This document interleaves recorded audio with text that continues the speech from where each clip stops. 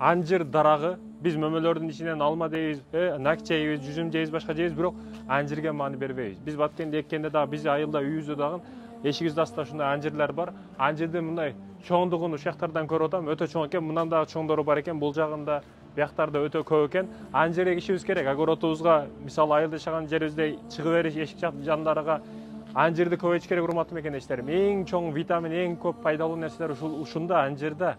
Көп жебейбиз, көп маани бербейбиз, бирок эң жакшы дарак, эң жакшы мөмө ушул анжир болот, урматтуу мекендешим. Ошондуктан анжир жегенге аракет кылайлы.